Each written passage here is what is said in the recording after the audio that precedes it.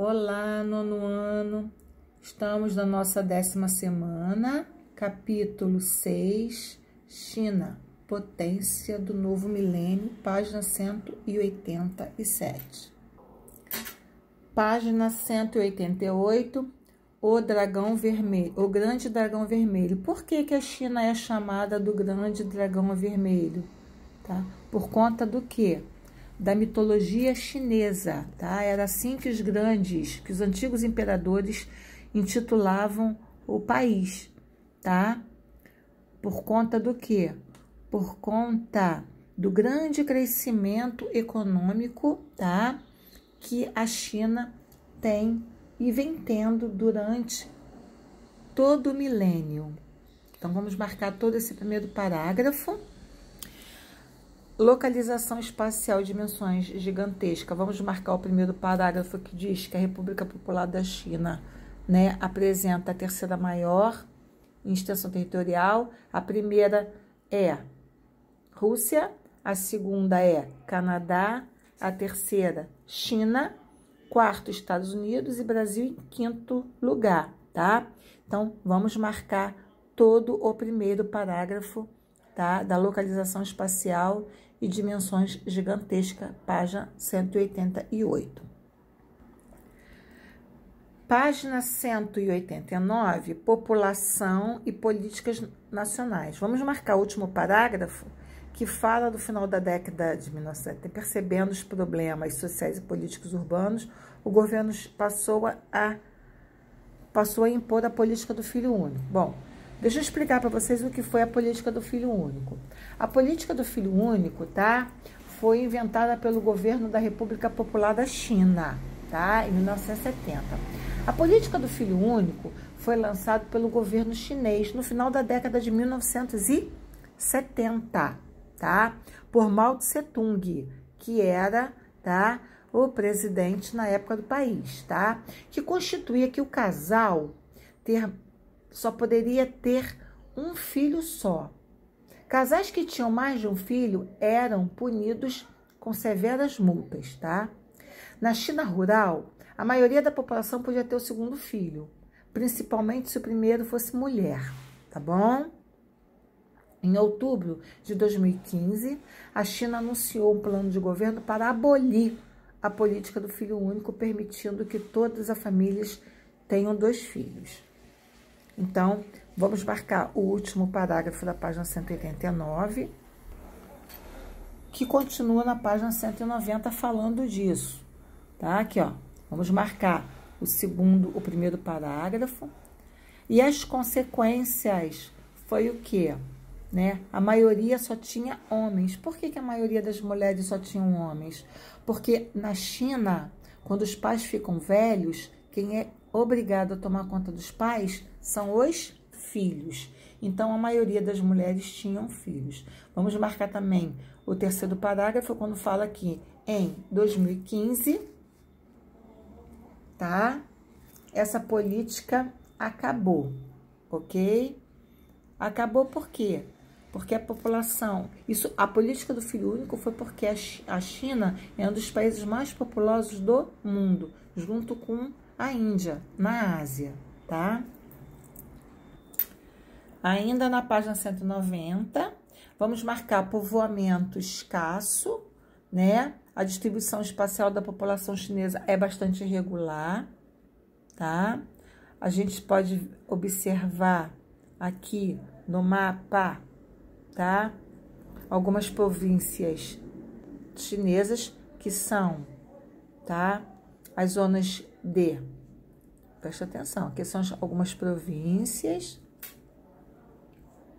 chinesas, a maioria fica aqui, ó, no litoral, tá? A China pobre é em verde ou atrasada. A industrial, observe que, né, fica a maioria aqui, ó, no litoral, no centro da China, tá? E as províncias em laranja, tá? São as províncias, tá? São as zonas de proteção de exportação, tá? Ok?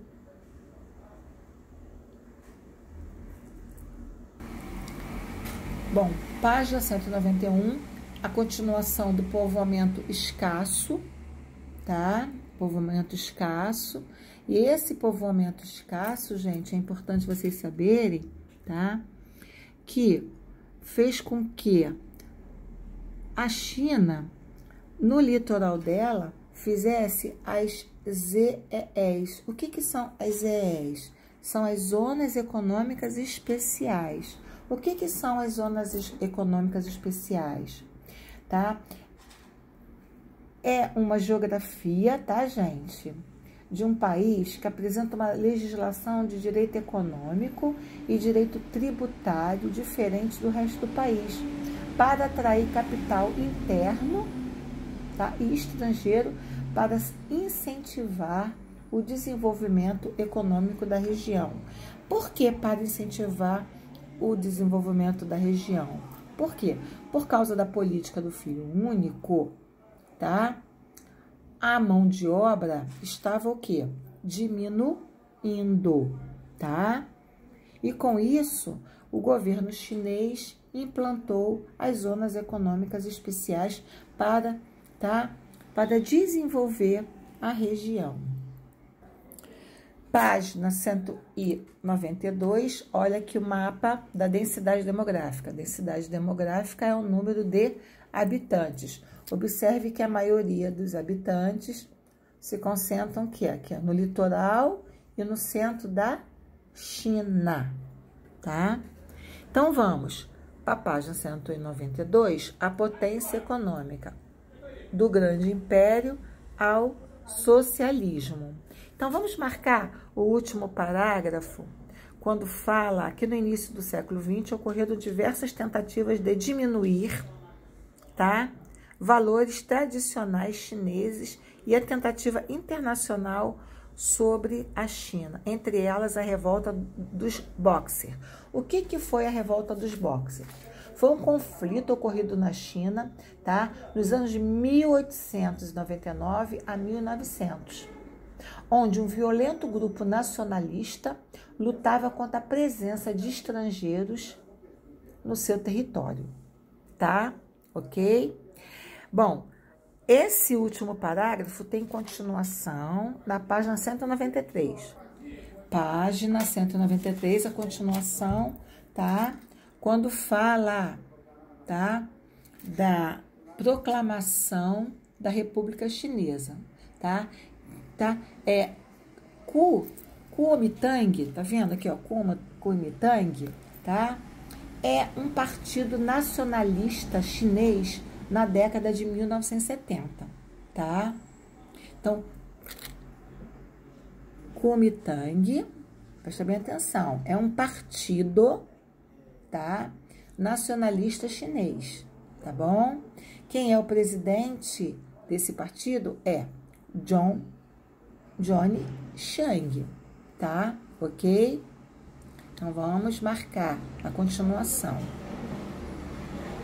Vamos marcar também o primeiro parágrafo, quando fala: o fim da Primeira Guerra Mundial marcou a ascensão do Japão, a maior potência dominadora no solo chinês.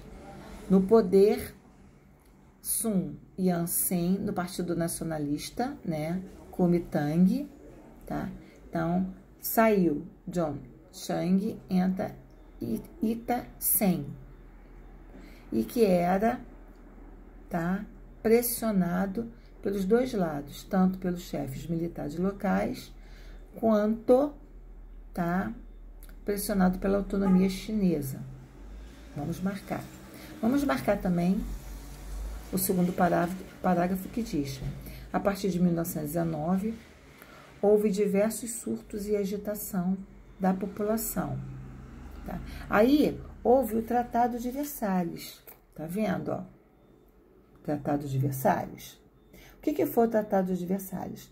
Ele foi instaurado durante 1919, ainda na Primeira Guerra Mundial, que foi um tratado de paz assinado pelas potências europeias, que encerrou oficialmente a Primeira Guerra Mundial, tá?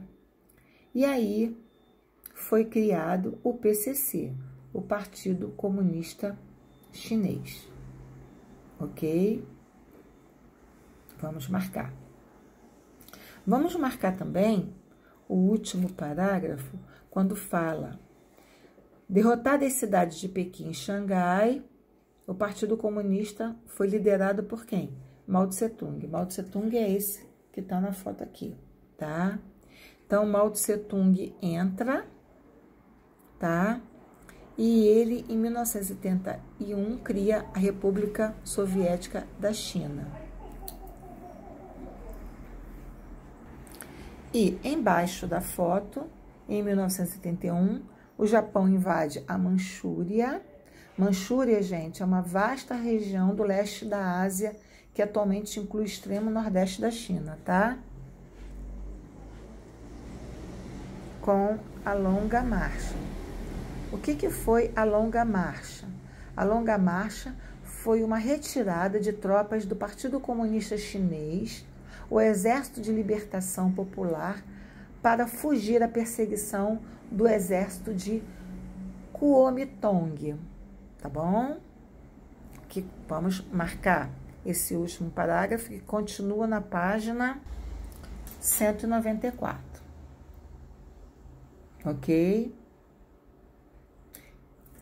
Bom, vamos agora marcar embaixo do mapa da China o segundo parágrafo, quando fala da guerra civil, tá?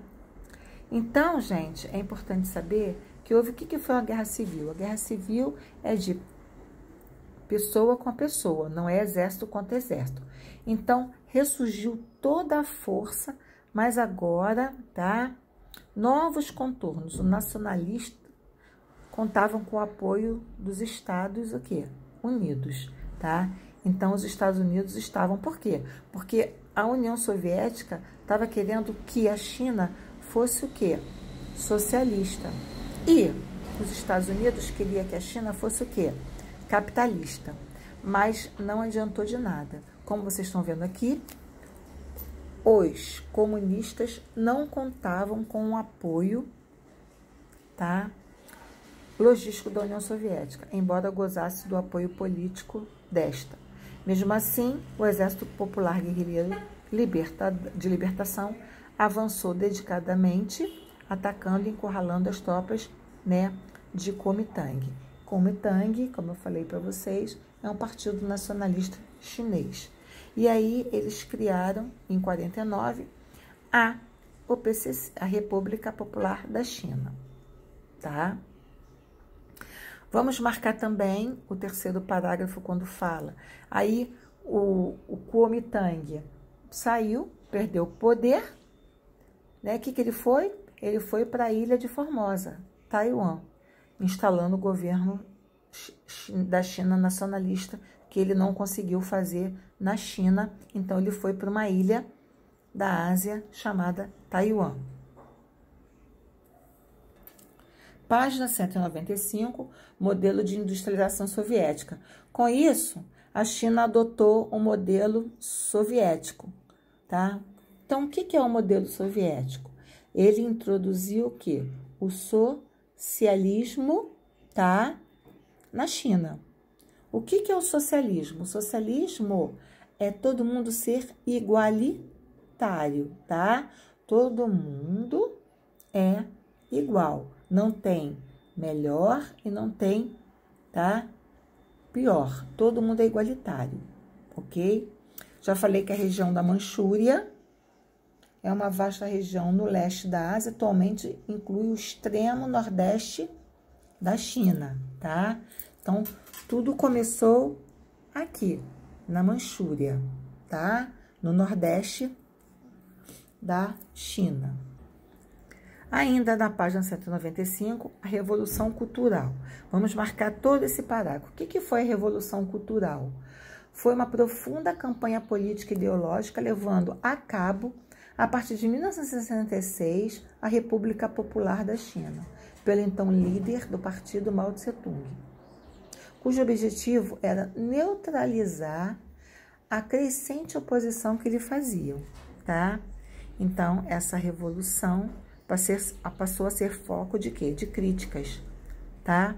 Para a União Soviética, já que o país estava obedecendo os valores soviéticos, né, da URSS. Página 196, vamos marcar todo o primeiro parágrafo, quando diz que Mao Tse-tung mobilizou, tá, praticamente toda a sociedade promovendo verdadeira limpeza política. Essa limpeza política fez com que ele, tá, usasse a Guarda Vermelha. O que foi a Guarda Vermelha? A Guarda Vermelha foi um movimento não militar, tá? Foi um movimento composto só por estudantes e outros jovens da República Popular da China. Apesar da resistência inicial pela sociedade, a Guarda Vermelha, tá, foi endossada por Mao Tse-tung. Tá? Mao Tse-tung que aguçou, tá, esses jovens. Entre 1966, houve essa Guarda Vermelha, a 1968, durante a Revolução Cultural. Tá, gente? Então, a Guarda Vermelha ocorreu na Revolução Cultural, tá? Tudo baseada por quem? Mao Tse-tung. Vamos marcar também o segundo parágrafo, quando fala que aos poucos a luta pelo poder separou dois grupos, tá?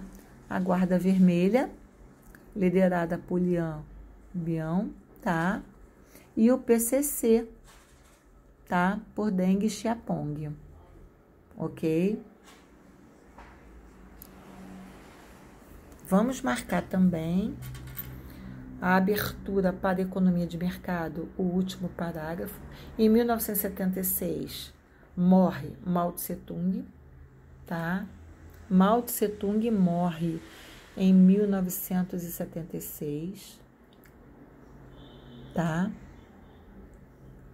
E aí começa-se a abrir um mercado, tá, na China. Quem entra no poder é Deng Xiaoping.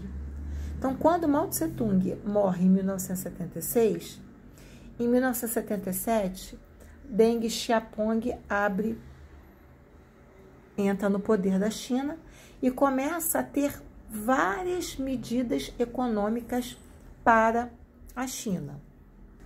Página 197, que vamos marcar todo o primeiro parágrafo, tá?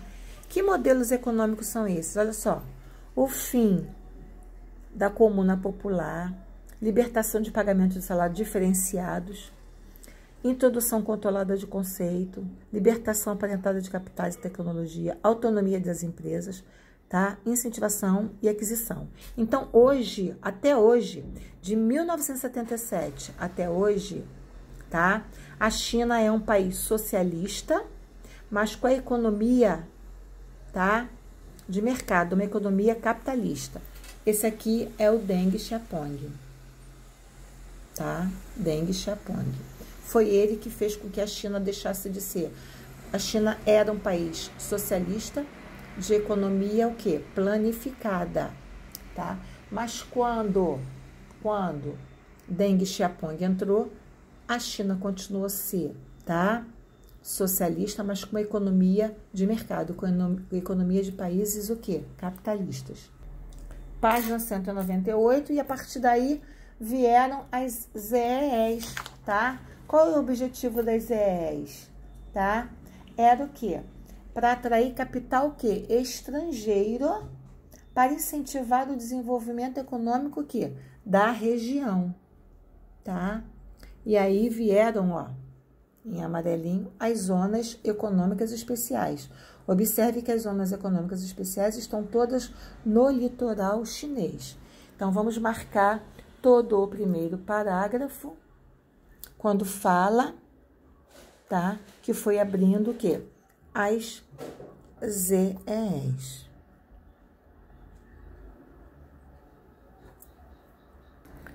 Página 199, os problemas da China atual. Vamos marcar o último parágrafo, como eu falei para vocês, ó, tá? Como fala aqui no segundo parágrafo, os governos chineses conjugam a ampliação do processo de abertura econômica com uma forte centralização política, tá? Fundamentada na manutenção do Partido Único, na censura sobre as comunicações, tá? Repressão e manifestação contra esse regime. Assim, o modelo chinês ficou socialismo de mercado ou capitalismo social. É o que eu falei, né? A China era socialista, tá? Com a economia planificada. Hoje ela é socialista de mercado, tá? Continua sendo socialista, mas a sua economia é uma economia de países capitalistas. Para casa, página 201. Para casa, página 202. Para casa, página 203. Para casa, página 204. Para casa, página 205. Para casa, página 206. Beijo, meus amores. Ficam com Deus.